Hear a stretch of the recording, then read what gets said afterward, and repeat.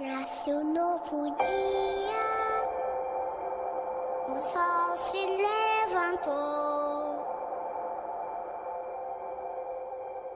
Nasce um novo dia, o sol se levantou. Na sua companhia, eu sinto mais amor, o amor. Um dia de uma longa história que me conquistou. Um novo tempo nasce, com o tempo que passou.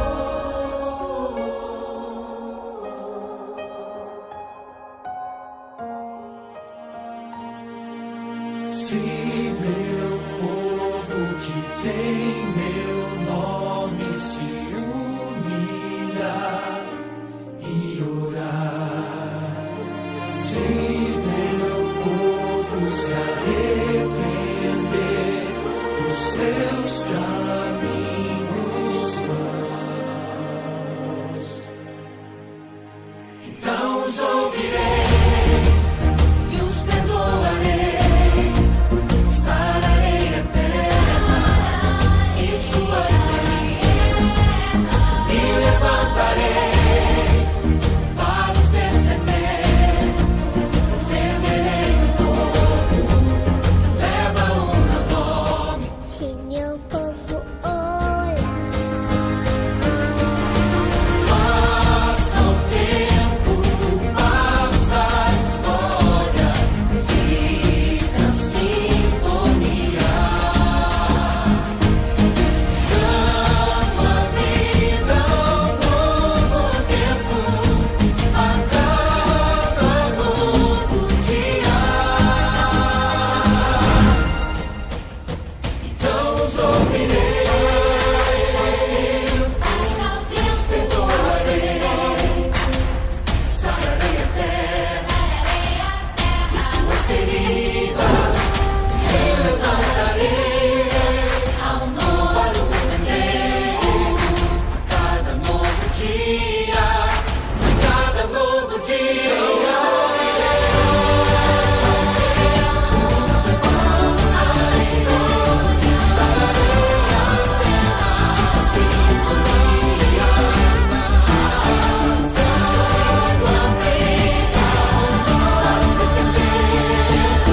Cada novo dia, meu povo orar. Cada novo dia, meu povo orar. Cada novo.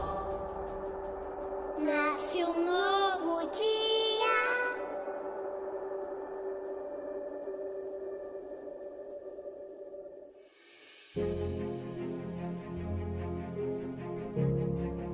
Quando conheci Jesus, entendi que ser fiel é algo tremendo. Só quem experimenta a fidelidade entende o real sentido dela. Tenho prazer em devolver minhas primícias. Sinto Deus perto, cuidando e me mostrando que sou privilegiado em poder contribuir com a obra dele. Deixo a minha marca para as futuras gerações. E você?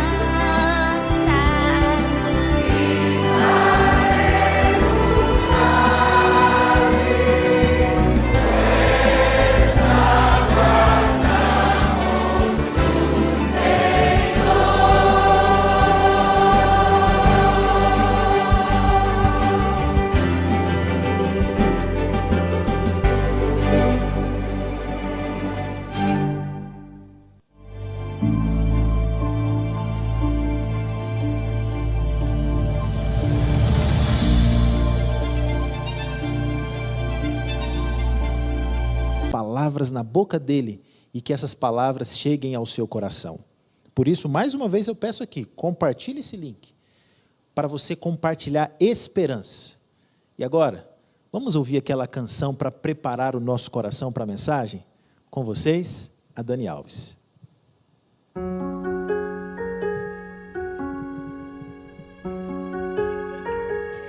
Quem pintou o mundo, quem escolheu a cor, fez o sol amarelo, pôs o verde na floresta e o vermelho em uma flor. Quem pintou o mundo, quem escolheu os tons, fez a noite escura, desenhou a clara lua, misturando o que era bom. O maior pintor do mundo está pintando a minha história, e ela não tinha cor. A cruz foi o pincel do autor. O maior pintor do mundo está pintando a minha história. Ele assinou a obra que sou eu, e na assinatura está escrito Deus.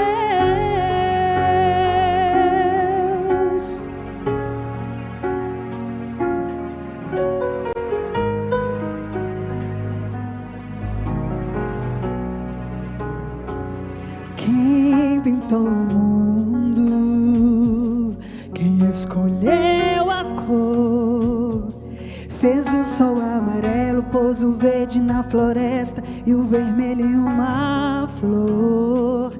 Quem pintou o mundo, quem escolheu os tons, fez a noite escura, desenhou a clara lua, misturando o que era bom.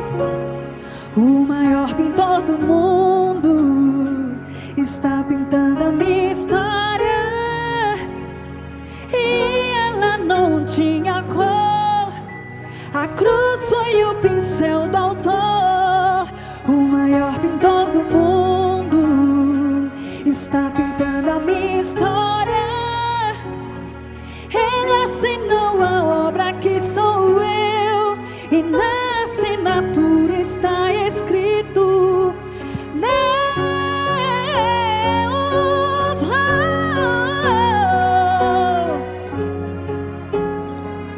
Pintou minha vida com o sangue derramado, pintou minhas vestes com o branco da santidade, pintou o meu interior com sua glória.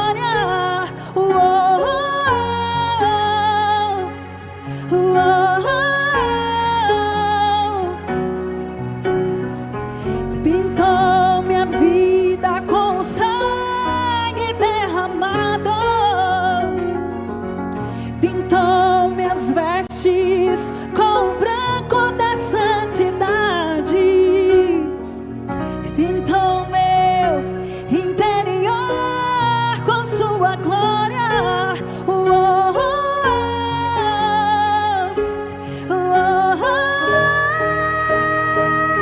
O maior pintor do mundo está pintando a minha história,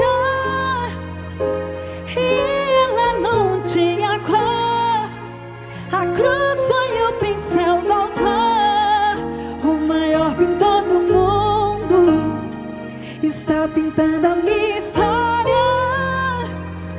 Ele assinou a obra que sou eu, e na assinatura está escrito Deus.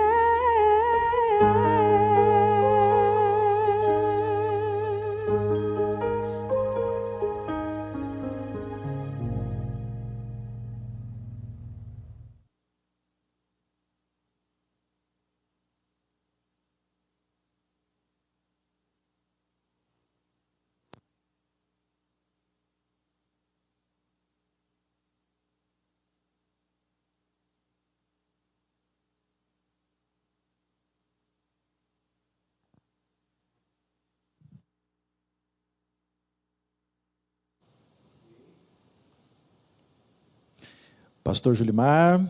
Pastor, queremos pedir só para o senhor tirar do mudo o áudio, porque está mutado, ok? Para a gente ouvir direitinho aqui. Muito bem, acho que agora sim, pastor Janderson. Rapaz, agora vai ser bênção, viu? Amém, Deus seja louvado. O pastor Julimar. Oi. Isso foi bom para o pessoal ver que é ao vivo, né? É ao vivo é assim mesmo. Tá certo, Deus te abençoe, viu? Eu estava dizendo assim, pastor Janderson, o maior pintor do mundo está pintando a minha história, está pintando a tua história, meu amigo, a tua história, minha amiga. Que bom estar com vocês em mais uma noite dos Domingos de Esperança. Deus seja muito, mas muito louvado por sua vida. Você mesmo que está aí conectado conosco através do YouTube, você que está conectado conosco através do Facebook, pelo Zoom, no presencial em alguma igreja. Eu sei que tem pessoas nos assistindo aí na igreja. Pastor, nós estamos recebendo o sinal aqui na igreja e estamos compartilhando com os irmãos, porque sabemos que a mensagem do mistério da profecia tem falado muito ao nosso coração. Deus seja louvado por isso. O maior pintor do mundo pintou com maestria, com perfeição a nossa história.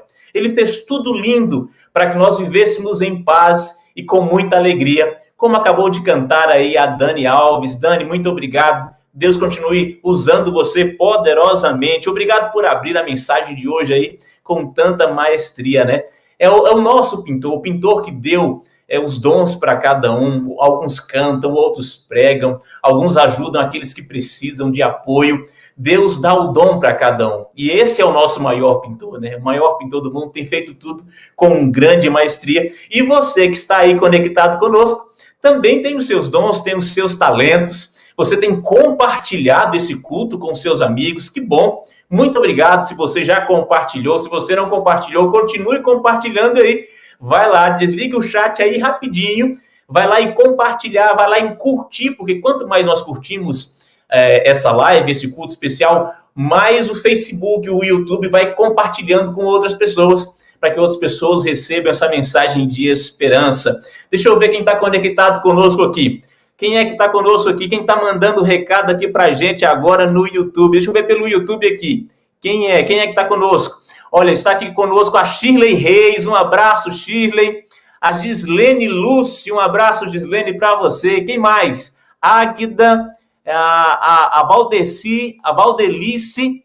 Quem mais está conosco? A Maria José, o Irineu, outro. Oh, que bom que vocês estão conosco. Continue aí colocando o seu recado, o seu pedido de oração, porque logo oraremos mais uma vez por vocês. Enquanto eu vou pregando aqui, tem uma equipe orando pelos seus pedidos, orando pela mensagem, orando por sua vida, para que o Espírito Santo fale aí ao seu coração. Amém?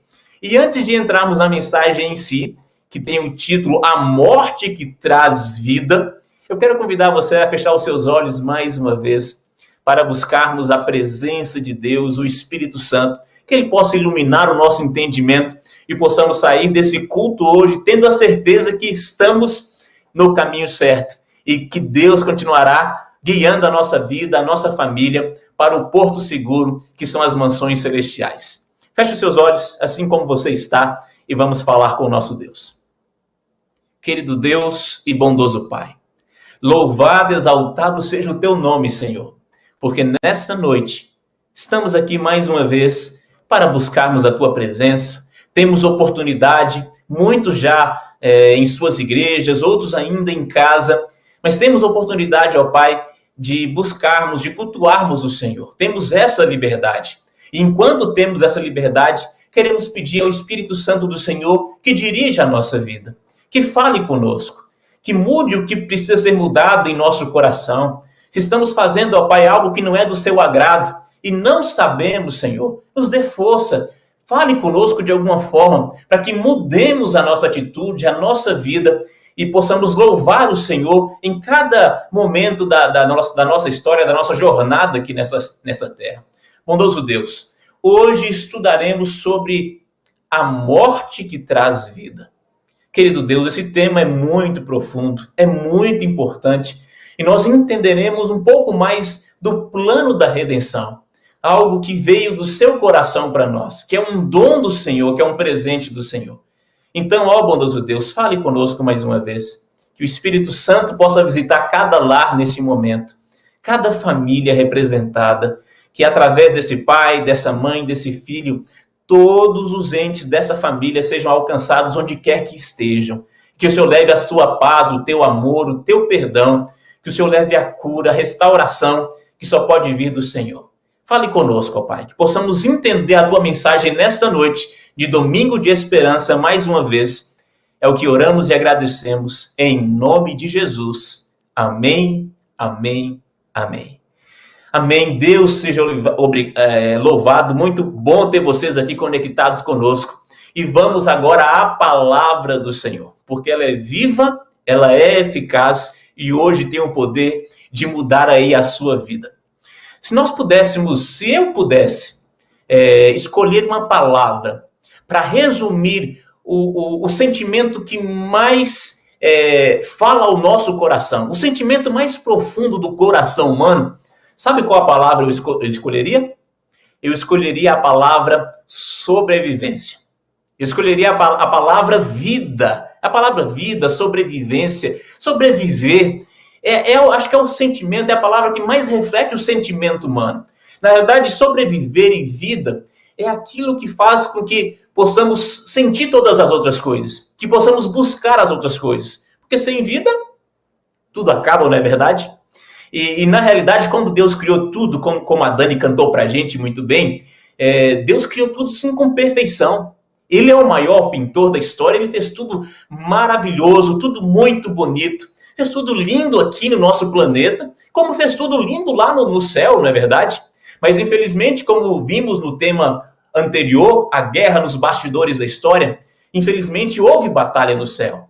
Um anjo resolveu se rebelar contra Deus e tentou tomar o lugar de Deus ali no céu, e esse anjo perdeu a batalha contra o Senhor ali no céu e foi expulso do céu e veio parar onde?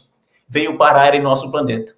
E ele, com sua maldade, com todos os seus sonhos pervertidos, as suas vontades erradas, colocou o ser humano, os nossos pais, Adão e Eva, para cometerem pecados contra o nosso Deus. Satanás tomou lugar ali naquela árvore, como vimos no último tema, e fez com que Eva pecasse, e logo em seguida, Adão também pecou.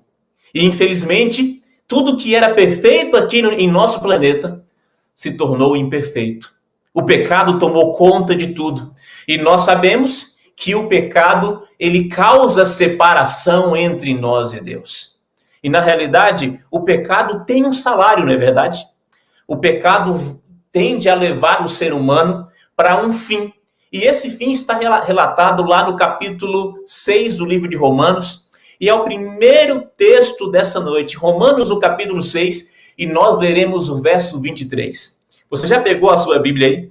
Pega aí a sua Bíblia, porque o tema de hoje vai mexer com o seu coração. Pega a sua caneta, o teu lápis aí, pega o seu caderno de anotações e venha conosco em mais um estudo especial da palavra do Senhor. Amém? Romanos, capítulo 6, e nós leremos o verso 23. Já encontrou aí? Eu também já encontrei aqui em minha Bíblia. Romanos capítulo 6, no verso 23, o apóstolo Paulo nos diz o seguinte. Aqui em minha Bíblia diz assim, acompanhe comigo aí. Porque o salário do pecado é a morte, mas o dom gratuito de Deus é a vida eterna em Cristo Jesus, nosso Senhor. Amém? Você não diz um amém aí? Nós dizemos amém por pelo menos pela metade do verso, né? Mas a primeira metade do verso diz assim, o salário do pecado é o quê? É a morte. E, infelizmente, quando Satanás veio para o nosso planeta com os outros anjos e colocaram o ser humano ali em sua estratégia de fuga, em sua estratégia de tentar inibir o nosso Deus e os planos dele, envolveram os nossos pais e eles acabaram pecando. E quando o pecado toma conta de um ser, de uma criatura, seja ele um anjo, ou seja ele um ser humano, o pecado causa separação entre o ser humano e Deus. E aí entra a questão da morte. Muitas pessoas perguntam assim, mas pastor Julimar, por que Deus mata o ser humano? Por que Deus não arrumou uma outra forma? Por que Deus traz a morte para a gente? Sabe, deixa eu te dizer uma coisa muito importante. Não é Deus que traz a morte. Não é Deus que mata. Tem gente que fala assim, não, é Deus que mata, Deus dá a vida e Deus mata. Não, não é isso. Deus dá a vida. Ele dá a vida, ele dá amor, ele dá carinho, ele cria todas as estruturas que nós precisamos para viver. Ele pintou tudo da melhor maneira possível. Mas, infelizmente, quando nós pecamos, é como se disséssemos para Deus assim, Senhor, nós não queremos mais desfrutar do que o Senhor tem para a gente. Nós não queremos mais continuar em tua presença. Nós não queremos mais seguir as tuas regras. E no ciclo do nosso universo, não existe vida longe de Deus. Tudo que Deus criou depende dele. Não tem como você se tornar um Deus. Você é um ser humano. Os anjos são anjos. Não tem como tomarmos o lugar de Deus e criarmos uma nova regra, um novo universo. O ciclo diz que se você se afasta de Deus, se desliga espiritualmente dele, a sua natureza espiritual também morre. E junto com a sua natureza espiritual, vão as outras naturezas físicas e mentais. Entenderam? Então, o ser humano, quando se afasta de Deus, quando peca, se afasta de Deus. E quando ele se afasta de Deus, ele começa a morrer. Porque ele não recebe mais o poder de Deus em sua vida, porque ele escolheu não receber. Entendeu? Então não é Deus que mata, é o ser humano que decide morrer, decide pecar. E Deus avisou isso para os nossos primeiros pais. Ele falou assim, olha, se vocês comerem do fruto, se vocês desobedecerem, se vocês não quiserem as minhas regras que regem o universo, que levam vida para o universo, que levam perfeição para o universo, infelizmente vocês morrerão. Não que Deus iria matá-los, mas eles escolheriam morrer. Entenderam? E, infelizmente, a morte entrou em nosso planeta. A morte alcançou os seres humanos. E vocês conhecem a história. Quando Adão e Eva pecam ali no jardim, Deus, o mais rápido possível, tenta um encontro com eles. Como todos os dias ele fazia ali no pôr do sol, Deus foi ao encontro dos seus filhos. E tentou conversar com eles. E é interessante, quando Deus chega no jardim ali, naquele dia especial, no dia do pecado, no dia da queda humana, Deus chega no jardim procurando os seus filhos. E no texto bíblico diz assim, depois você vai ler lá no livro de Gênesis, com mais cuidado. Deus chega no jardim e começa a gritar, Adão, onde você está, meu filho? Eva, onde você está? Onde vocês estão? E as pessoas se perguntam assim, mas pastor, Deus não é Deus? Deus ele não é onisciente? Onipresente, onipotente, ele não sabia onde Adão estava? Sabia muito bem. Ele sabia onde Adão estava, atrás de que árvore Adão estava. Ele sabia em qual localidade ali. Deus sabia tudo. Aí você me pergunta assim, mas pastor, se Deus sabia, por que Deus estava perguntando? Sabe por quê? Porque Deus já chegou ali com um plano da redenção. Porque Deus já chegou ali no jardim com um plano de dar vida novamente aos seres humanos. E para isso, ele precisava, de certa forma, fazer um julgamento do que estava acontecendo. E dar, naquele momento, oportunidade de salvação para Adão e para Eva. Como assim, pastor, oportunidade? Quando Deus pergunta assim, Adão, onde você está? Deus está fazendo mais ou menos assim, Adão, vem, meu filho, saia de onde você está, você mesmo. Eu quero ouvir dos teus lábios o que aconteceu. Eu quero ouvir dos teus lábios você pedindo perdão, você reconhecendo que errou. E vocês sabem, né? A Bíblia diz que aquele que reconhece que é pecador, aquele que reconhece que pecou, que errou, merece o quê? Merece misericórdia, merece perdão. E era isso que Deus esperava, que Adão saísse. Logo ele saiu. Enquanto Deus falava, Adão, onde você está? Ele saiu e vem em encontro do Senhor. E o Senhor pergunta para ele assim, meu filho, mas o que aconteceu? Você comeu do fruto? Deus sabia que ele havia comido? Sabia. Deus sabia todos os detalhes. E por que Deus pergunta? Porque Deus queria ouvir do seu filho e da sua filha o que havia acontecido. Deus queria uma confissão. Começa aqui uma certa forma de julgamento para os nossos primeiros pais.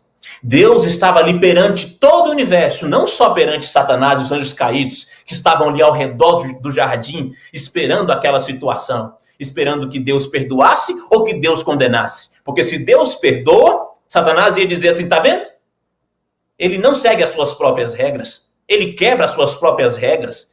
Ele falou que aquele que pecasse morreria, e agora ele está perdoando Adão e Eva. Mas se Deus fala assim, não, agora eu vou condenar Adão e Eva, porque comeram esse fruto, Satanás também poderia dizer assim, olha para você ver como ele é mau. Esse Deus que diz que é amor, agora está matando duas criaturas tão preciosas por causa de um fruto, por causa de uma simples desobediência, e olha que eles foram enganados. Estão percebendo? Satanás estava ali ao redor, esperando toda aquela situação. E de repente, Deus chama Adão. E fala assim, Adão, você sabe que o salário do pecado é a morte.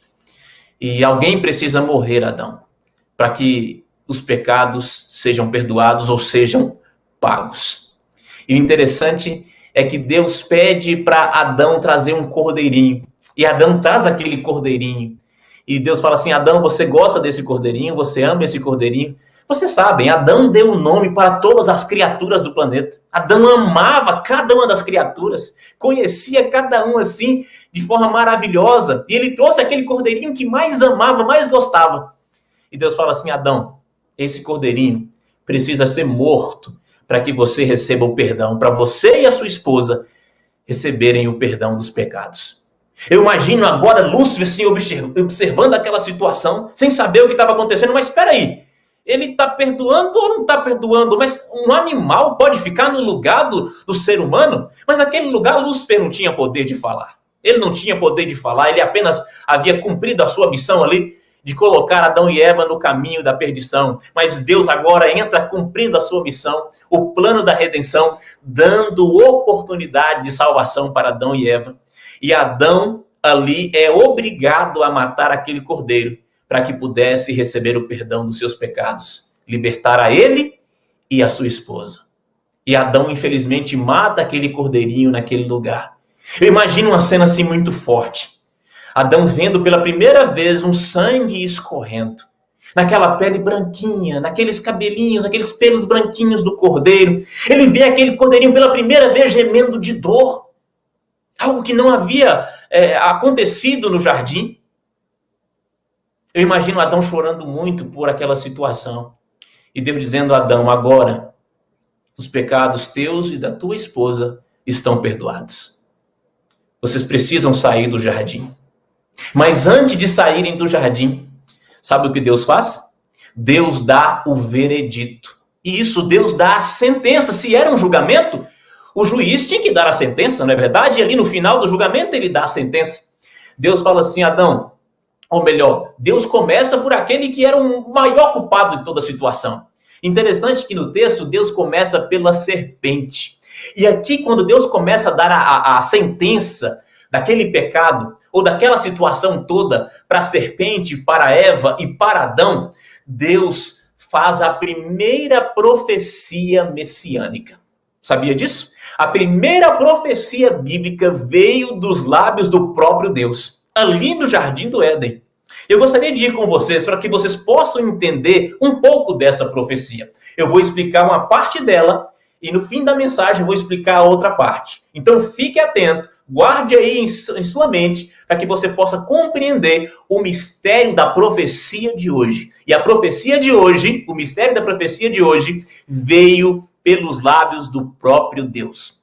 Livro de Gênesis, o primeiro livro da Bíblia, capítulo 3, e nós leremos o verso 15. Vamos lá? Pega a sua Bíblia aí mais uma vez, anote aí no seu bloco de anotações esse segundo texto, e nós vamos aqui no primeiro livro da Bíblia, Gênesis, no capítulo 3, verso 15.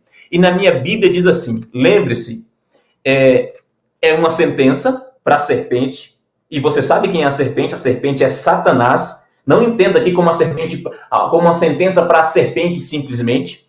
Estamos aqui falando de Satanás, do dragão. E dentro dessa sentença, a primeira sentença, Deus dá a primeira profecia messiânica para a gente.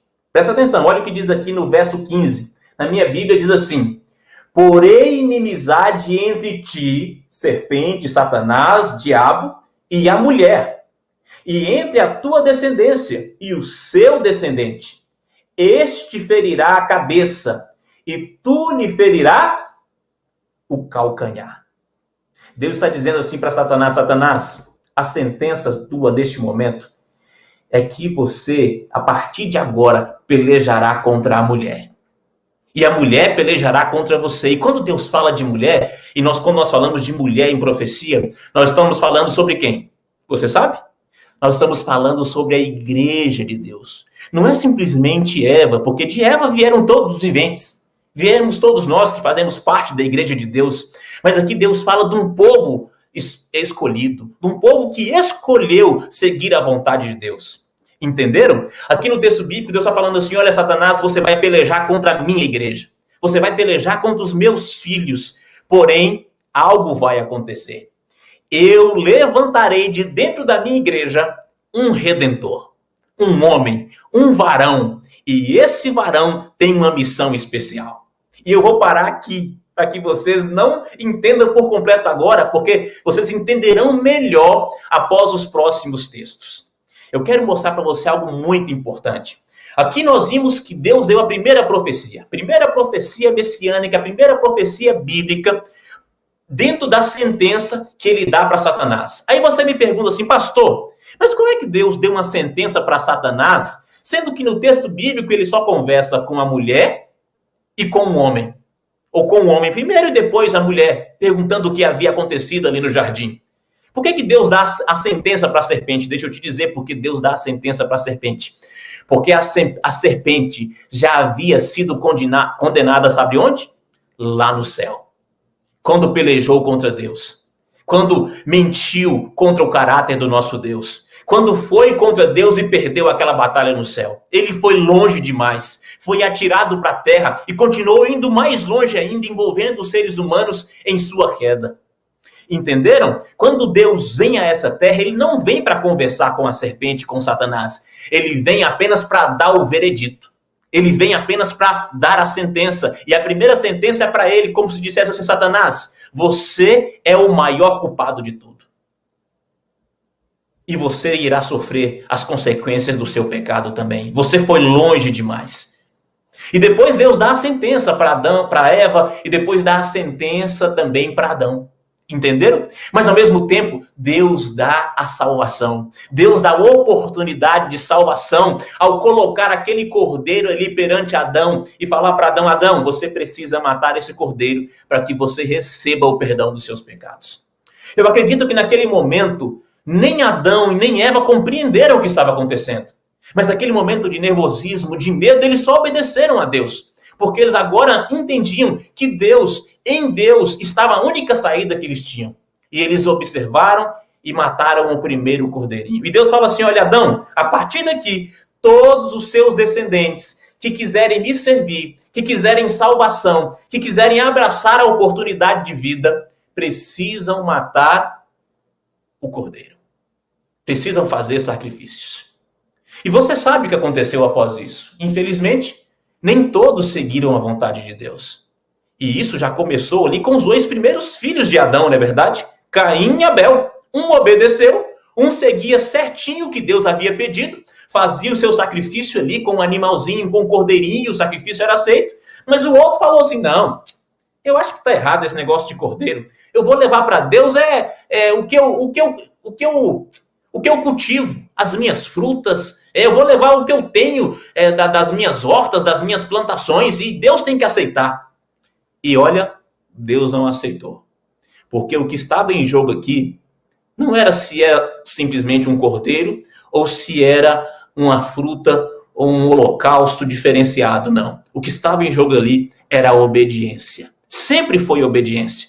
Obediência à vontade de Deus. E fazer isso por amor, por entender que Deus tem um plano em nossa vida. Que, infelizmente, estamos contaminados com o vírus do pecado, mas Deus tem um plano especial e nós podemos abraçar esse plano e alcançarmos a salvação. Mas Caim não quis saber.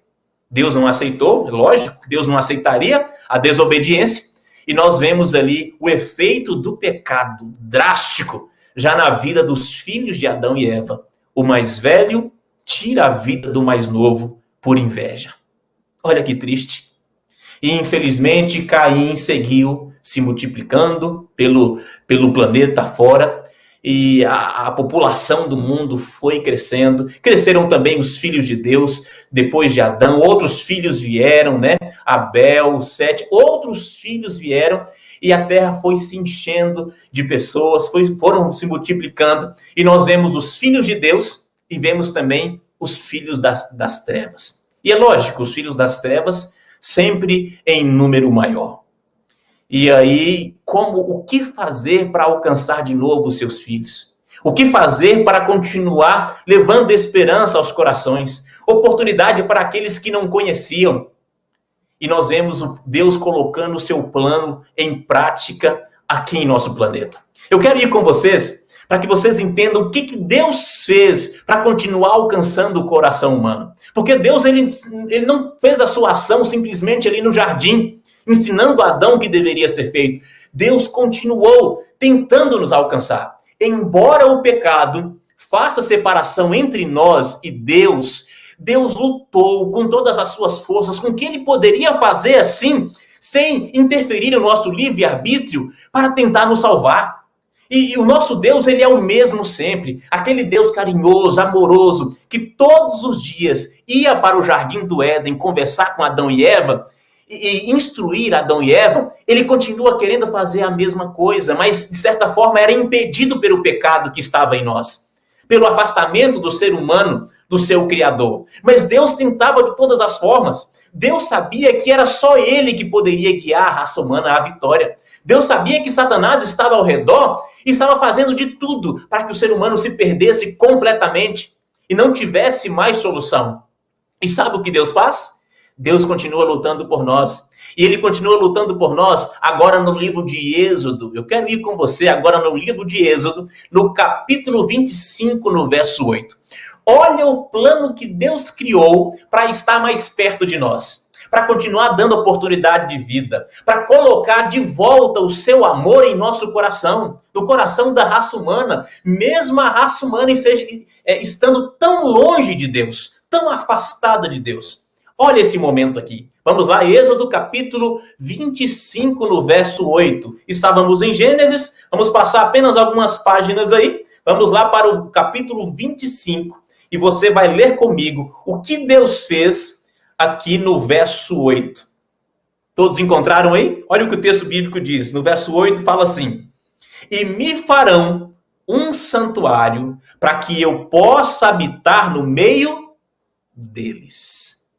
Sabe o que Deus está falando aqui? Olha, eu não quero ficar longe de vocês. Eu sei que somente eu conseguirei guiá-los da melhor forma. Somente eu tenho a saída para livrar vocês das artimanhas de Satanás, para colocar de volta o meu amor no coração de vocês. E sabe, Moisés, eu sei que o povo passou aí 430 anos no Egito. 430 anos, várias gerações se passaram. E o povo de Deus estava longe, totalmente longe da vontade do Senhor. As crianças que estavam nascendo agora nem sabiam o que era Deus. Sabia sim o que eram os ídolos do Egito. Adoravam aos ídolos do Egito. Se alimentavam com a comida do Egito. Estavam totalmente longe do Senhor. E de certa forma, quando o pecado entra dentro do povo de Deus e toma conta, quando faz com que o povo se esqueça do seu Deus, o ser humano acaba se afastando mais ainda do seu Criador. E quando ele se afasta, ele, de certa forma, cria um escudo que impede as bênçãos de Deus, a proteção de Deus sobre o seu povo. E naquele momento, o Império Egípcio tomou conta e fez com que o povo de Israel fosse um povo escravo ali no Egito. Falaram assim, eles nasceram aqui, eles cresceram aqui, então eles serão os nossos escravos. Olha onde o povo chegou. Para vocês entenderem, quando você se afasta de Deus, quando você começa a esquecer o louvor a Deus, estar na presença, por isso é importantíssimo estar na presença do Senhor. Por isso nós sempre falamos aqui, amigos, vamos para o culto, vamos para a presença de Deus. É muito bom assistir o culto aqui online, é maravilhoso, mas melhor ainda é congregarmos, estarmos ali unidos na presença do Senhor. no templo, na casa de Deus. Isso é muito bom. Quando nós começamos a nos esquecer de Deus e achar que temos uma espiritualidade diferente, que cada um pode fazer do seu jeito, infelizmente nós estamos nos afastando desse Deus. E aí nós perdemos a proteção desse Deus, nós perdemos as bênçãos desse Deus. E foi isso que aconteceu com o povo de Israel ali no Egito. Mas olha, o plano de Deus vai ser ou melhor, terá um fim, chegará no seu desfecho e levará ou dará à raça humana a vitória que ela precisa. Independente do que esteja acontecendo no mundo, independente do que estava acontecendo com o povo lá no Egito, Deus ainda tinha os seus fiéis. Deus tinha aquele povo ainda que era fiel, que seguia, que guardava ali a sua vontade, que seguia fazendo ali os seus sacrifícios da forma que devia ser feito.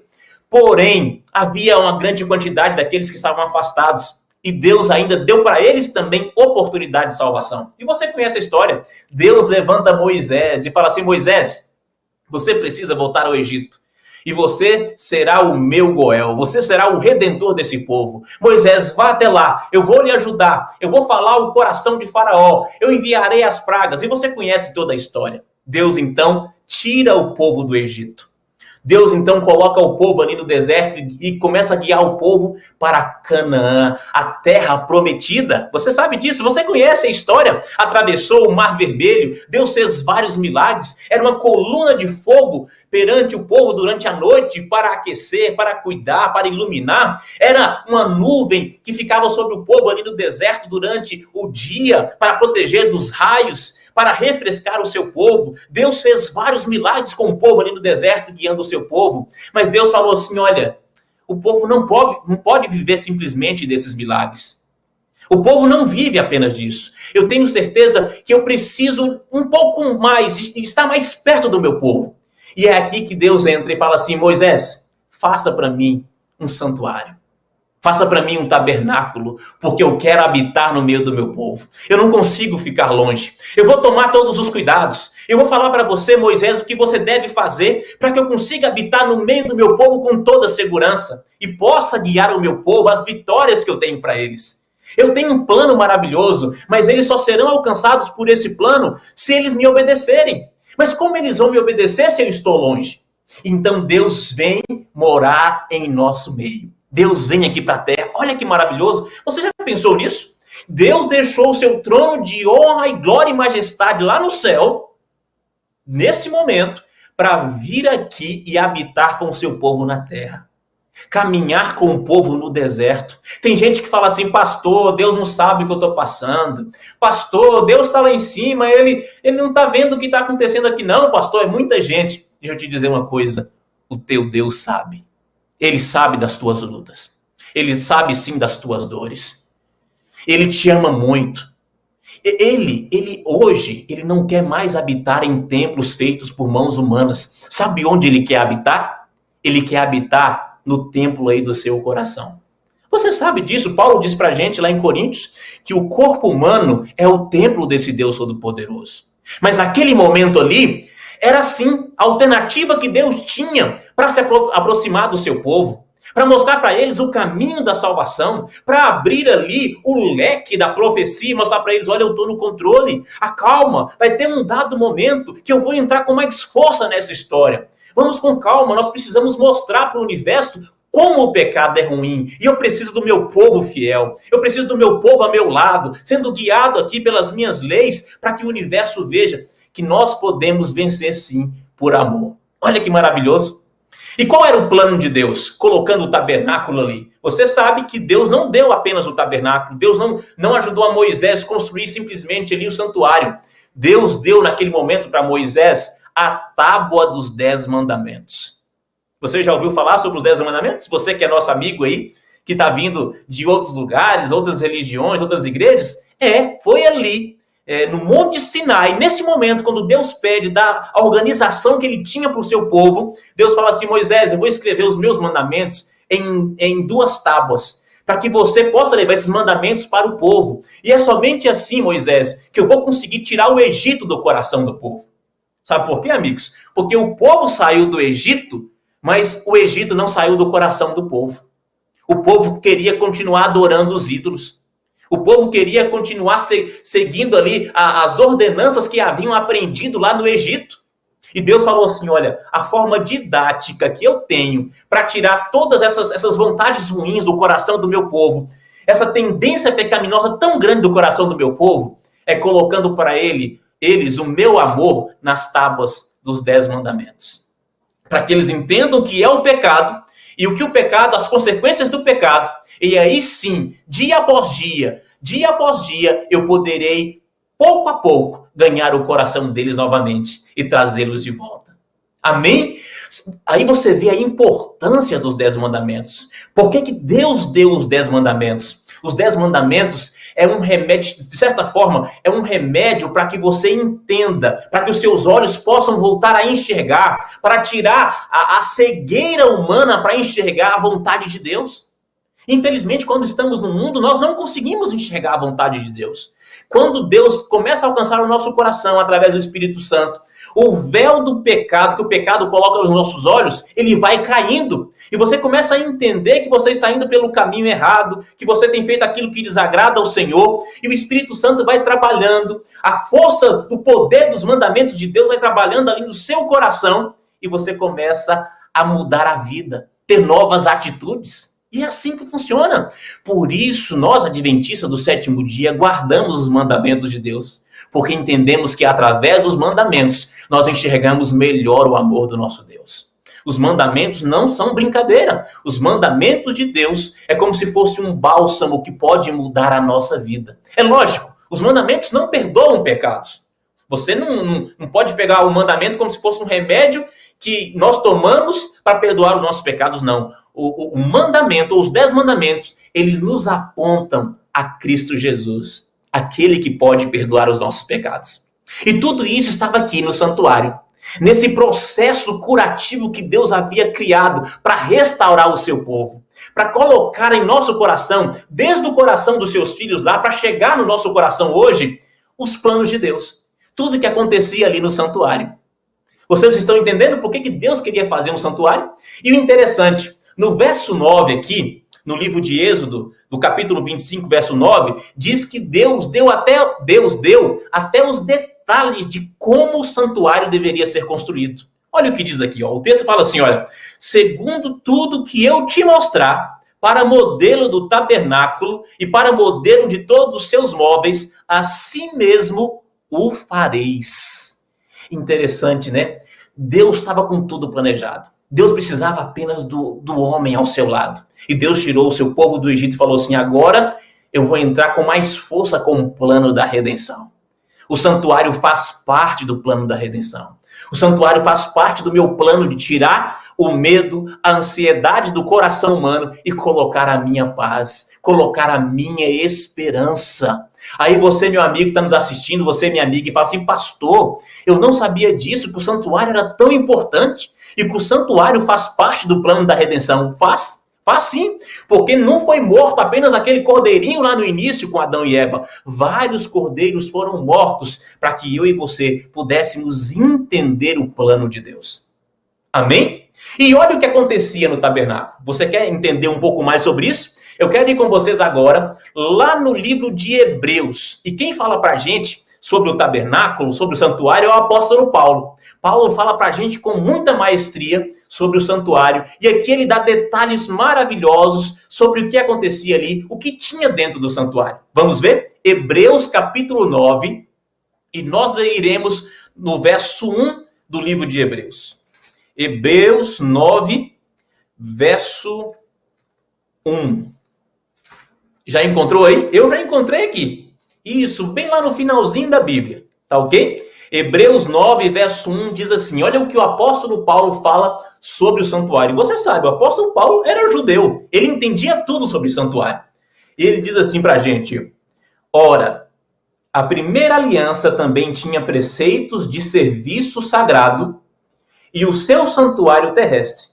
Com efeito, foi preparado o tabernáculo, cuja parte anterior, a primeira parte ali do santuário, onde estava o candeeiro e a mesa e a exposição dos pães, se chama o santo lugar. O tabernáculo é separado em 2 lugares. O primeiro lugar chamava-se santo E ali no santo ficava o quê? O candeeiro, com 7 chamas, a mesa dos pães, a proposição, e a exposição, com a exposição dos pães, e ali chamava-se o santo lugar. O verso 3 diz assim: por trás do segundo véu, havia um véu que separava ali o santo de um outro lugar. E esse outro lugar chama assim, se encontrava o tabernáculo que se chama Santo dos Santos ou Santíssimos. Olha o que o verso 4 diz: ao qual pertencia um altar de ouro para o incenso, e a arca da aliança totalmente coberta de ouro, na qual estava uma urna de ouro contendo o maná, o bordão de Arão que floresceu e as tábuas da aliança. E sobre ela os querubins da glória, que com a sua sombra cobriam o propiciatório. Dessas coisas, todavia, não falaremos agora pormenorizadamente. E eu quero usar essa palavra de Paulo aqui, pormenorizadamente, para dizer para vocês: o santuário, o tabernáculo, ele é composto por muitos símbolos. Se formos falar de todos os símbolos aqui, nós precisaríamos talvez de mais uma semana de oração ou mais 10 domingos de esperança. Mas eu vou me conter apenas em alguns detalhes para que vocês possam entender. Ali no santuário, tudo foi feito para adoração a Deus, para conter ali a presença do Senhor, para que Deus estivesse no meio do seu povo. E nós vemos ali que o que acontecia no santuário? Quando alguém pecava, por exemplo, eu acabei falando mal de um amigo e eu entendi que eu pequei contra Deus, pequei contra o meu amigo. Eu fui lá no meu amigo e pedi perdão. E o meu amigo me perdoou, mas eu sabia que a minha falta também não era só contra o meu amigo. A minha falta por pecar, por falar mal do meu amigo, era também contra Deus. Então, com Deus, você tinha que levar ali, o pecador tinha que levar à presença do Senhor o seu cordeirinho. Lembra lá o cordeirinho de Adão e Eva? E assim Deus instituiu que todas as vezes que você pecasse, você tinha que levar um cordeirinho ali para ser sacrificado. E o pecador então chegava ali à porta do santuário, né? E os levitas já se preparavam com tudo ali, guiava essa pessoa até o sacerdote. E logo que ele entrava no santuário, de frente, ele já via ali o altar de sacrifício, um grande altar de sacrifício, onde o fogo pegava durante todo o dia, durante toda a semana, durante 30 dias, 365 dias no ano. O altar de sacrifício ficava ali queimando, entenderam? E ali, quando ele via aquele altar de sacrifício, ele já olhava ali a majestade, já via a majestade de Deus, tudo muito bonito. Ele via também, ao mesmo tempo, o fogo, como se fosse o fogo da perdição. O fogo que está ali para condenar, o fogo que está ali para cobrar o preço do pecado. E esse homem levava, então, esse cordeirinho até o sacerdote. E o homem falava assim: eu pequei e eu preciso de perdão. E está aqui a oferta para o perdão dos meus pecados. E sabe o que o sacerdote fazia? O sacerdote, então, falava com ele assim: então agora você vai confessar os seus pecados a Deus. E o homem tinha que colocar a mão sobre a cabeça ali do cordeirinho, e ele conversava com Deus, ele orava naquele momento, como se dissesse assim: Senhor, eu pequei contra o meu próximo, mas eu pequei também contra o Senhor. Eu estou aqui com a minha oferta para perdão dos meus pecados, aceito esse pedido, Senhor, eu aceito esse sacrifício, é o que eu te peço. E aí, então, o sacerdote dava para ele uma espécie de uma faca, e o homem que pecou ali, que havia pecado, deveria matar aquele cordeiro naquele lugar, ao lado ali daquele local de sacrifício, daquele altar de sacrifício. E o homem então sacrificava o animalzinho, e o sangue escorria, o animalzinho gemia, o animalzinho ficava ali muito triste por aquela situação, e alguns já sabiam que iam para a morte quando eram levados ali àquele lugar. E já chegavam ali tristes, mas quietinhos, caladinhos, recebiam a morte e tomavam o lugar do pecador naquele momento ali de adoração a Deus. O sacerdote, então, pegava uma vasilhazinha e colhia o sangue daquele cordeiro. O sacerdote colhia o sangue do cordeiro, molhava ali a ponta dos seus dedos naquele sangue, naquela vasilhinha, e começava a passar um pouquinho do sangue nos chifres que ficavam ali nas 4 pontas daquele altar de sacrifício, simbolizando que naquele momento aquele pecado estava perdoado. Aquele pecado havia saído daquele homem, passado para aquele cordeiro, e o cordeiro havia sido morto, e o sangue dele agora estava no santuário, simbolizando que o pecado estava no santuário, estava naquele lugar separado. E o homem poderia sair dali livre dos seus pecados para viver a sua vida. Olha que interessante. Esse cordeiro aqui, que nós já sabemos, é simbolizado por Cristo Jesus. Nós sabemos muito bem que não é o cordeiro ali, animal, que pode perdoar os nossos pecados.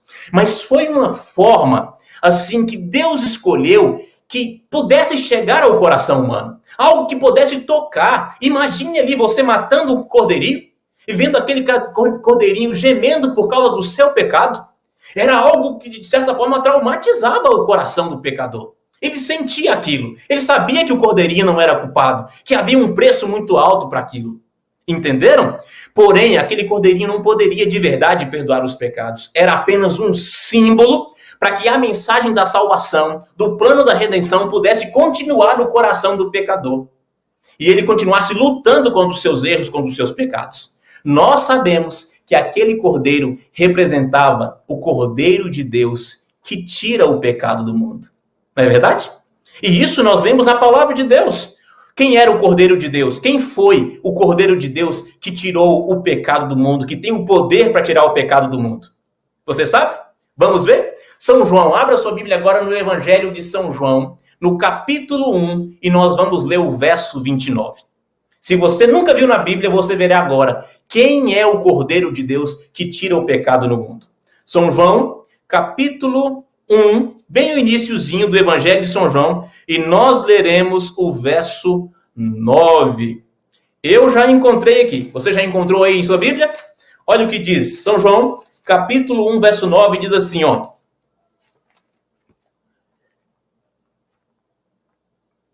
A saber, a verdadeira luz que vinda ao mundo... Opa, deixa eu ver aqui, acho que eu li o texto errado.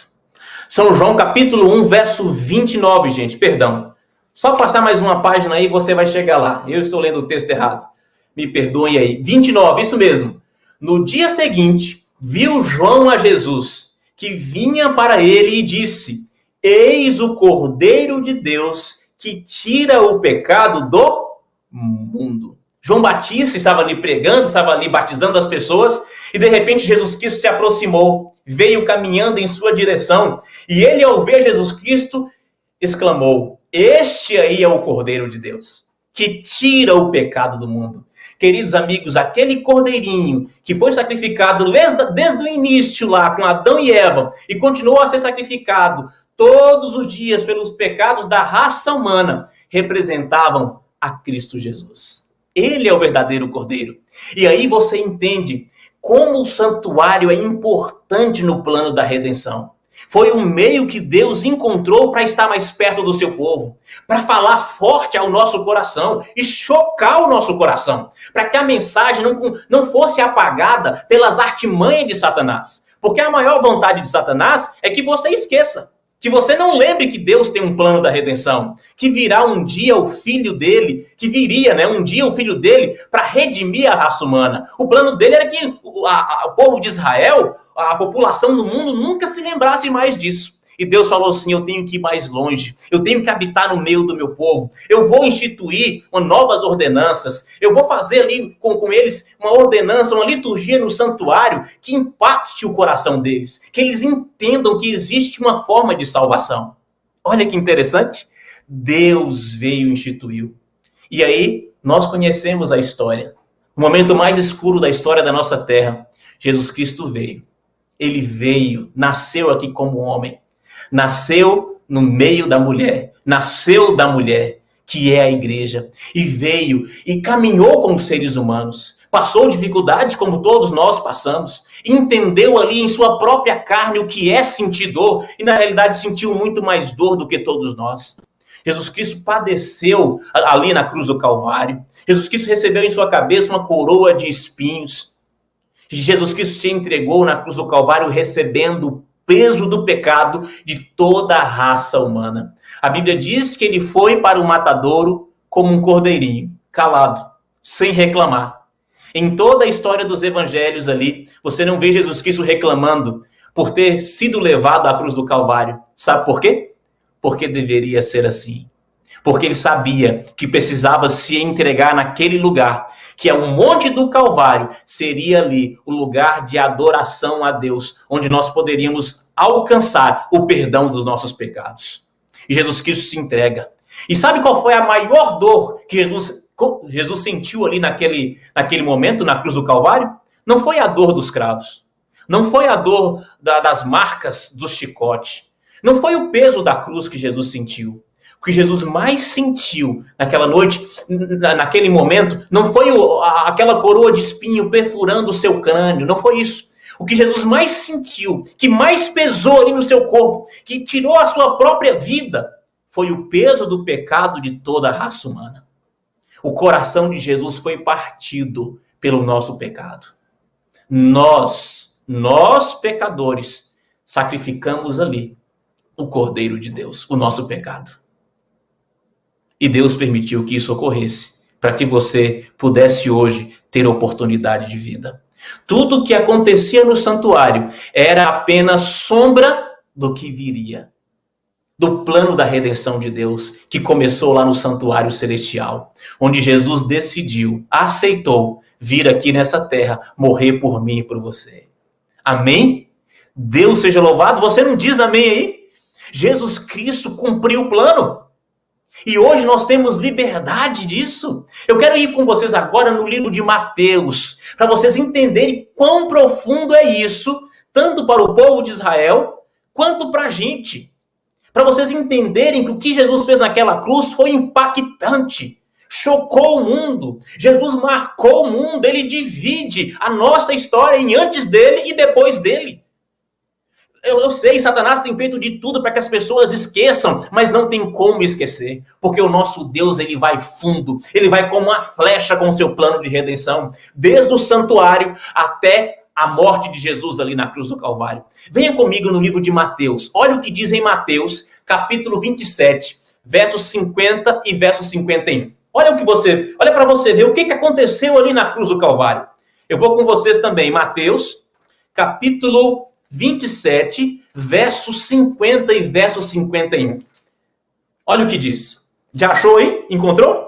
Olha aqui, anota aí nesse papel, porque esse verso aqui é poderoso. Esses dois versos são poderosíssimos. Fala tudo sobre a sua vida, sobre a sua salvação. Versos 50 e versos 51 do livro de Mateus, capítulo 27, dizem assim: E Jesus, clamando outra vez com grande voz, entregou o Espírito. Eis que o véu do santuário se rasgou em duas partes, de alto a baixo. Tremeu a terra, fenderam-se as rochas, abriram-se até os sepulcros, e muitos corpos de santos que dormiam ressuscitaram. Olha como foi impactante a morte de Jesus naquele momento.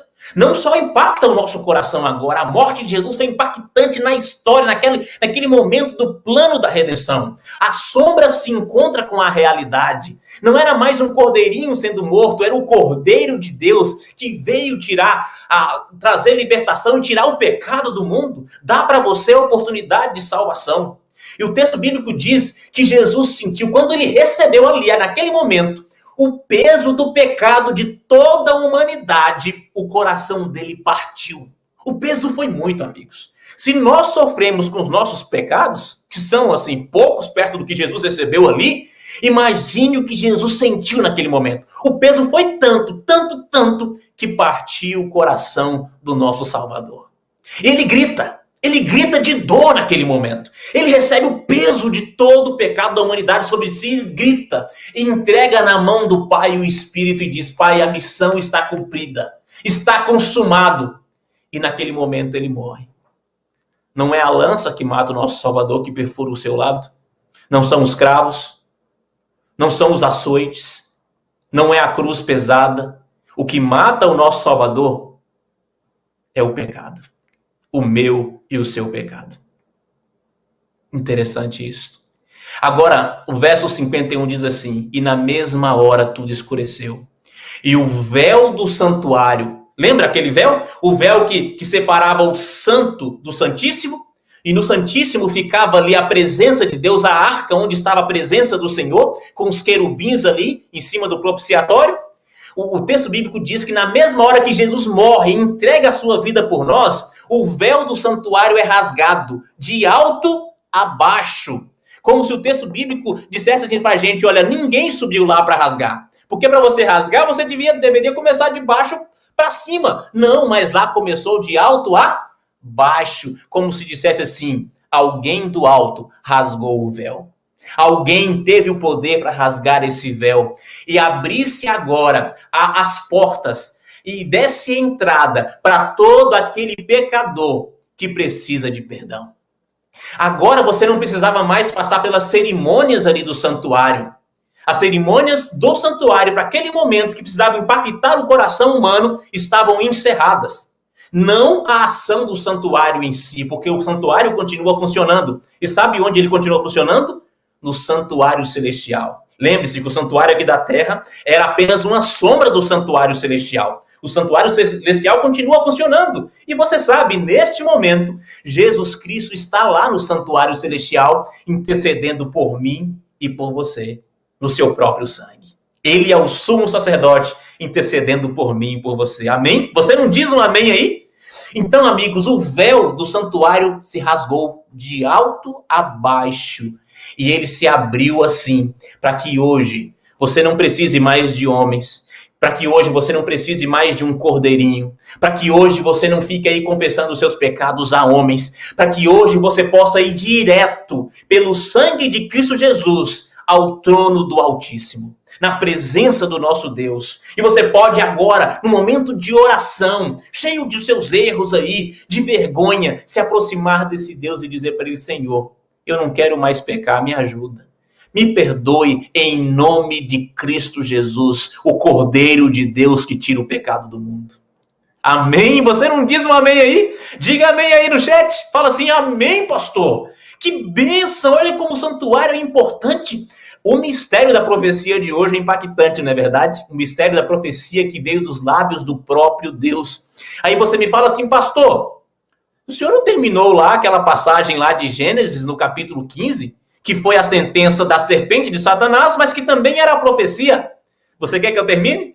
Então vamos lá. Gênesis 15, para a gente finalizar, para você entender a profecia e o mistério da profecia de Gênesis 15. Olha o que diz aqui, ó. Gênesis 3, capítulo 3, verso 15. E na minha Bíblia diz assim, vou ler novamente para que a gente possa recapitular e agora você vai entender com mais perfeição, tá ok? Olha o que diz. 3, verso 15. Porém, inimizade entre ti e a mulher, entre a descendência e o seu descendente. Este te ferirá a cabeça e tu lhe ferirás o calcanhar. Quando Deus disse isso aqui, eu tenho certeza que ninguém entendeu. Nem Satanás compreendeu direito, nem Adão e nem Eva. Mas Deus sabia, porque é uma profecia. E as profecias vocês vão entendendo, nós vamos entendendo com o tempo. Mas agora nós podemos entender. Quando Deus fala assim, olha serpente, você vai pelejar contra a mulher. Você vai lutar contra a minha igreja, Satanás. Mas olha, vai chegar um momento que essa igreja dará à luz a um filho.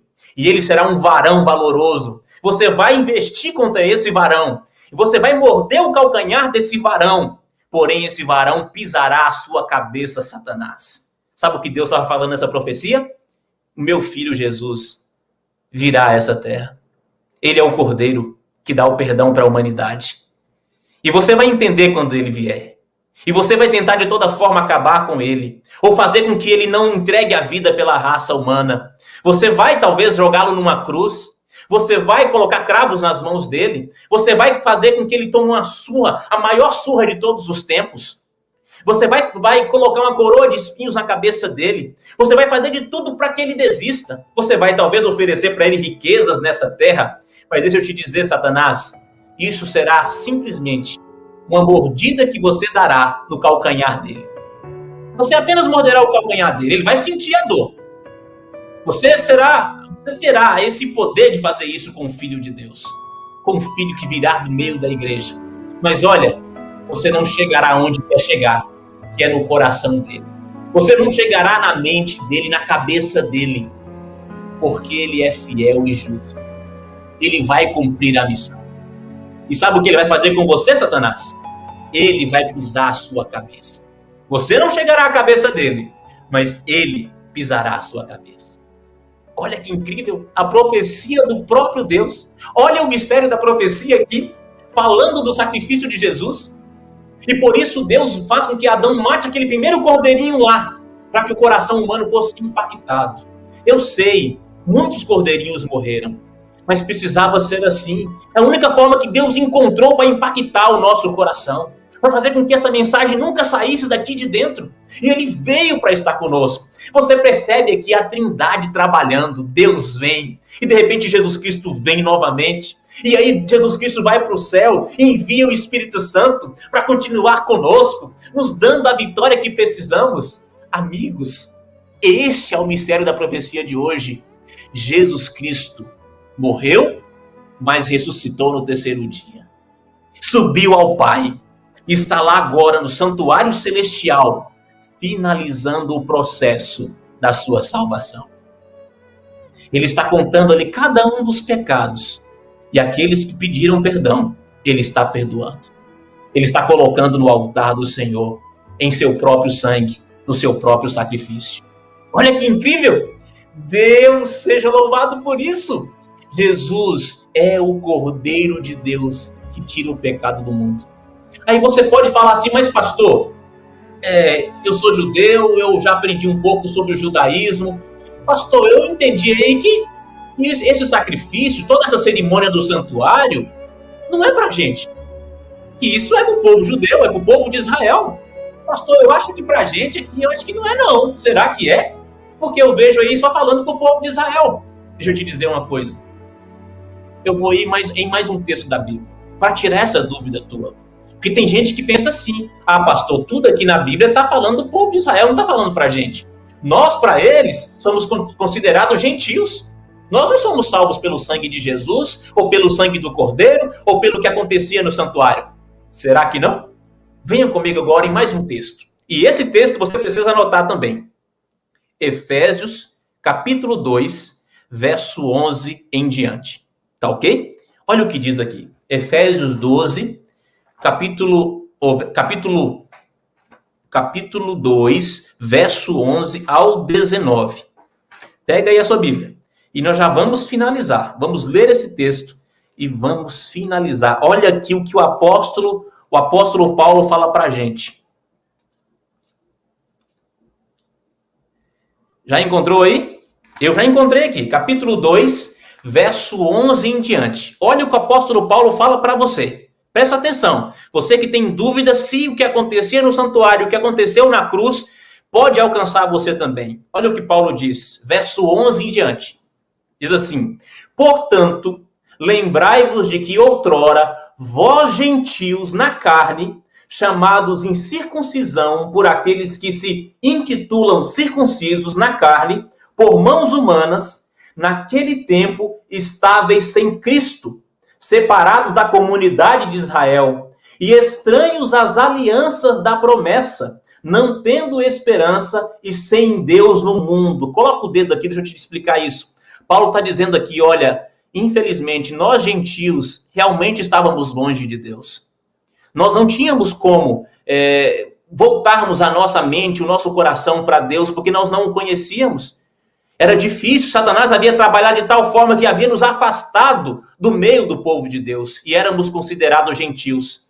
Mas Paulo fala aqui no verso 3, olha o que ele diz. Mas agora, em Cristo Jesus, vós que antes estáveis longe, fostes aproximados pelo sangue de Cristo. Amém?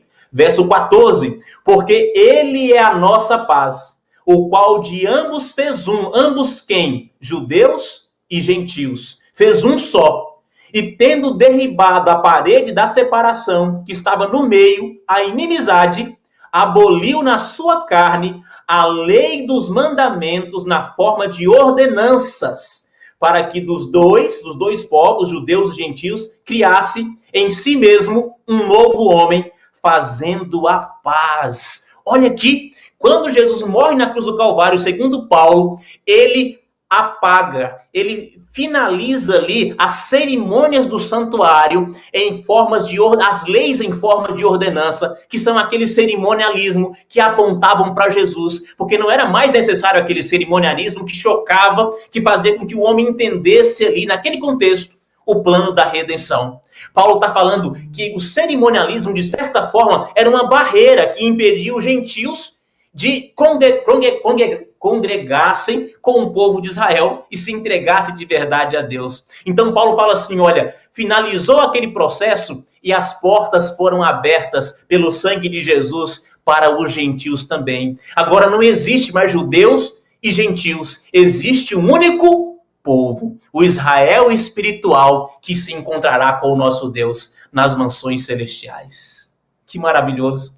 Deus seja louvado por isso. Então, meu amigo, então, minha amiga, o sacrifício de Jesus, tudo que ocorria no santuário ali, alcança sim também o teu coração. Alcança sim também a tua vida, a vida da tua família. Aí você fala assim, pastor, mas o que eu preciso fazer? Como é que eu aceito Jesus hoje, pastor? Como é que eu recebo essa salvação hoje? Como é que eu aceito Jesus Cristo como meu Salvador? O que eu tenho que fazer? Porque naquela época do santuário havia cerimônia, todo o cerimonialismo. Será que Deus não deixou nenhuma cerimônia? Será que Deus não criou uma forma de nos entregarmos a Ele? Criou. Eu vou num texto bíblico. Você não precisa abrir esse texto bíblico. Só abra se você quiser. Só para explicar esse detalhe para você. Apocalipse, capítulo 13, verso 8.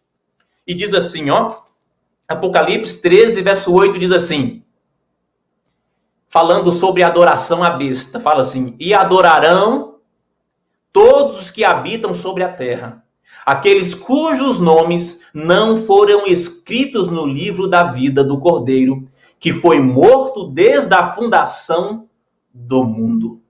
Infelizmente, a Bíblia deixa bem claro aqui em Apocalipse, o último livro da Bíblia, diz que a grande parte do povo do mundo adorará a besta. Porém, existirá um grupo que não adorará a besta. Existirá um grupo que permitiu que o nome fosse escrito no livro da vida, no sangue de quem? No sangue do Cordeiro de Deus, que tira o pecado do mundo. Até aqui em Apocalipse nós vemos falar do Cordeiro de Deus. E para que você receba essa salvação, o teu nome tem que estar escrito no livro da vida, no livro do Cordeiro. E eu lhe pergunto, meu amigo, minha amiga, o seu nome está escrito no livro da vida? No livro do Cordeiro? Com o sangue do Cordeiro? Pastor, eu não sei, porque eu não sei qual é o método. Deixa eu te explicar qual é o método, então. Sabe como é que você entrega a sua vida a Jesus? Você entrega a sua vida a Jesus quando você é batizado. Amém? Quando você passa pelas águas batismais. Por isso vocês estão vendo aqui todos os domingos, eu incansavelmente falando sobre batismo. Vocês viram o pastor Luiz Gonçalves na Semana Santa falando incansavelmente sobre batismo. Pastor, eu vejo outras igrejas falando sobre dinheiro, mas a Adventista só fala sobre batismo. Por que nós falamos sobre batismo? Porque é o mais importante, é você entregar a sua vida a Jesus. Porque quando você é batizado, você morre para esse mundo e renasce para Cristo Jesus, em Cristo Jesus, para uma nova vida. Você agora começa uma nova aliança com Jesus. Está entendendo? É somente assim, quando você é batizado, que o seu nome é escrito no livro da vida, no sangue do Cordeiro. Por isso eu sempre falo aqui, incansavelmente, para que você seja batizado, para que você entregue a sua vida a Jesus, para que você peça perdão dos seus pecados, para que você busque uma igreja adventista, para que você procure um pastor e diga assim, pastor, eu preciso ser batizado. O que eu preciso fazer é estudar mais a Bíblia. Pastor, vem aqui ver se eu estou preparado para ser batizado. Eu aceito Jesus Cristo como meu Salvador. É isso que você precisa fazer, meu amigo. É isso que você precisa fazer, minha amiga. Se você já é batizado na igreja adventista, passou pelas águas da forma que deve passar pelas águas, guardando os mandamentos, conhecendo a vontade de Deus, porque tem gente que se batiza em outros lugares, mas não guardava os mandamentos, não conhecia a vontade de Deus. É necessário conhecer. Aquele que crê e for batizado será salvo, mas precisa crer na verdade. Entendeu?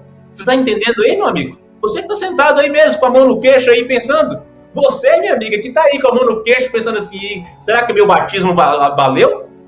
Eu não colocaria minha salvação em risco. Eu correria para os braços de Jesus e falaria com ele, Senhor, eu quero guardar os seus mandamentos. Eu quero ser um discípulo fiel, eu preciso ser batizado, eu preciso que o meu nome seja escrito no livro da vida. A Dani vai cantar agora uma canção.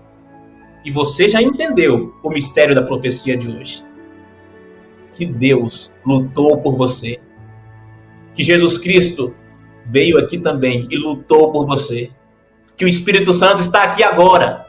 Aqui, aí na sua casa, aí do seu lado mesmo. Está entrando na sua casa. Permita. O Espírito Santo está aí agora, lutando por você. Satanás está fazendo muita coisa, criando muitas situações para tirar você do reino dos céus. Mas o Espírito Santo continua lutando por você, para que você receba o perdão dos seus pecados. Aí você fala assim, pastor, mas eu sou muito pecador. Pastor, eu fui longe demais, será que ele perdoa? Pastor, eu sou um pecador miserável, será que ele me perdoa? Ele perdoa. Lembre-se, o sacrifício de Jesus é muito mais forte. É um antídoto muito forte, cavalar para o pecado. Jesus Cristo morreu para que você pudesse receber o perdão de todos os seus pecados. Sim, você é um pecador, mas logo, logo ele vem, ele virá para transformar a sua vida totalmente. Mas hoje você precisa se entregar. Hoje você precisa ser batizado. Hoje você precisa ser batizada e colocar o seu nome lá no livro da vida, do Cordeiro. Para quando ele voltar, ele falar assim, fulano, ei Maria, vem. Ei João, você, vem. Ei Felipe, ei você também vem. Ei Regina, ei Mosali, ei pastor Janderson, ei ô pastor José Marcos, ei professor Edilene, ei você aí meu amigo, você, seu nome está aqui ó, é João Carlos. Ele vai chamar cada um de nós, ele chamará você. A Dani vai cantar uma canção agora.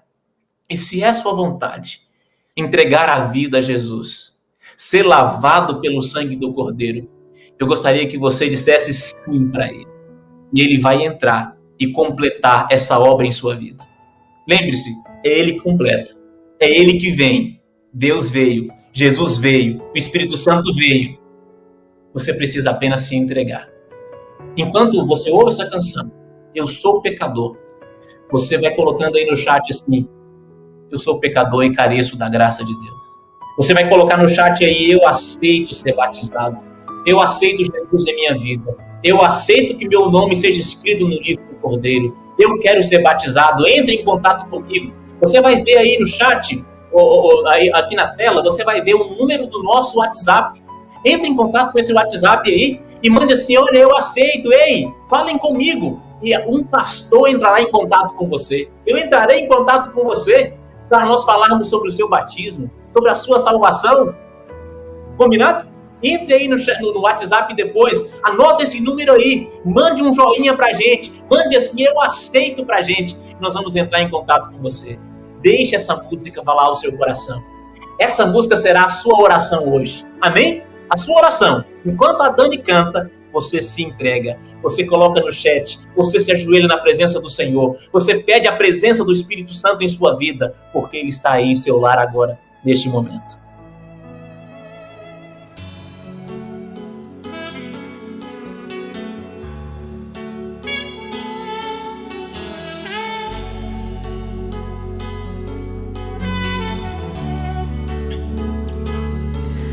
Sou um pecador, mal é meu querer, e eu não posso mais controlar meu ser.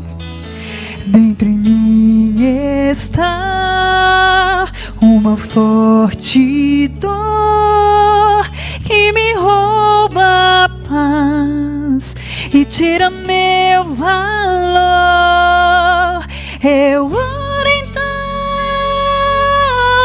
ao Senhor Jesus, confiando que seu grande amor me conduz, mas não posso ver esperança em mim se estou na escuridão sem fim.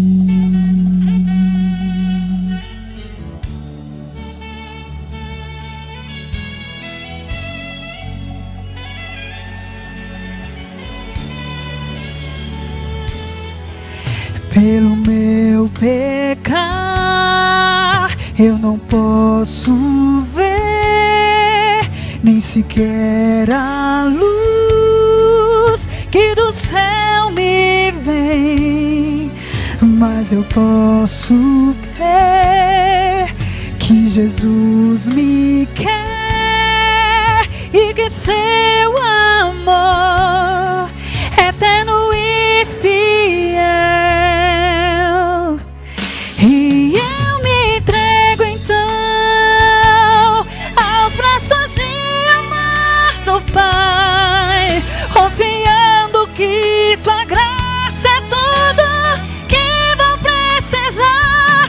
E eu me entrego, ó Pai, aos teus cuidados de amor, pois eu quero ser somente o teu louvor. E eu me entrego então aos braços de amor do Pai, confiando que tua graça é tudo que vou precisar. E eu me entrego, ó Pai, aos teus cuidados de amor, pois eu quero ser somente o seu louvor.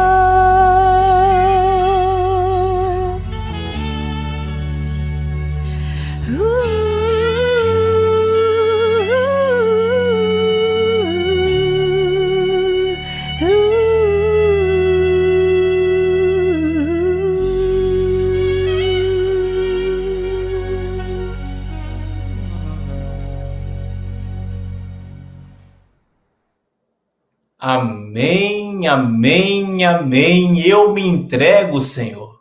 Parabéns a você que se entregou nesse momento, que abriu o seu coração para essa mensagem, para o chamado do Espírito Santo. Hoje Ele é Deus conosco. Hoje Ele lhe chama para uma entrega verdadeira. Ele lhe chama para ser banhado pelo sangue de Cristo e receber o perdão de todos os seus pecados. Ele lhe chama para ser batizado, isso, para realmente colocar o seu nome no livro da vida, no livro do Cordeiro de Deus. Somente entrará no reino dos céus aquele que tiver o nome no livro do Cordeiro, aquele que aceitar Jesus Cristo como seu Salvador, através do batismo. Eu quero orar por você. Você já entrou em contato conosco aí, através do WhatsApp? Você já colocou eu aceito aí no chat? Já colocou que você precisa ser batizado? Quer estudar a Bíblia e quer se entregar a Cristo Jesus? Amém. Deus seja louvado. Parabéns pela sua decisão. Eu quero orar por você. Feche os seus olhos. Onde quer que você esteja. Hoje a graça de Cristo alcançou o seu coração. Está levando vida para você. Você quer vida? Ele vai levar vida agora para você. Feche os seus olhos. Querido Deus e bondoso Pai, obrigado, Senhor, porque hoje falaste mais uma vez conosco, através desta profecia. E o mistério da profecia foi desvendado. E entendemos que o Senhor luta constantemente por nós. Que o Senhor não nos colocou aqui, permitiu que o pecado entrasse e nos abandonou, não. O Senhor nos colocou aqui com muito carinho e muito amor, mas o pecado entrou. Mas mesmo assim o Senhor não nos abandonou. Na mesma hora o Senhor veio com um plano para nos salvar.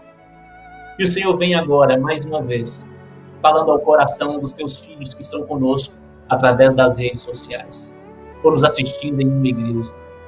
O Senhor está chamando para uma nova vida, para uma nova aliança, para perdoar-lhes os pecados, para colocar o nome de cada um no livro da vida, através do batismo. Muitos, ó Pai, estão dizendo sim para o Senhor. Louvado seja o teu nome, porque a tua mensagem encontrou lugar nesses corações. E eu te peço, ó Pai, que logo, logo seja o batismo desse teu filho. Que logo, logo, ó Pai, seja o batismo dessa mulher, dessa tua filha. Que não demore, ó Pai, que não demore. E que logo, logo também o Senhor volte nas nuvens dos céus para nos buscar. Para finalizar o processo do plano da redenção. Querido Deus, tome em tuas mãos cada família aqui representada. Visite cada lar, ó Pai. Sonde cada coração. E abençoe, ó Pai, de acordo com a sua santa vontade, cada família aqui representada. Essas bênçãos nós pedimos e desde já agradecemos. Em nome de Cristo Jesus. Amém, amém e amém. Que Deus te abençoe e te guarde. Até o próximo domingo de esperança.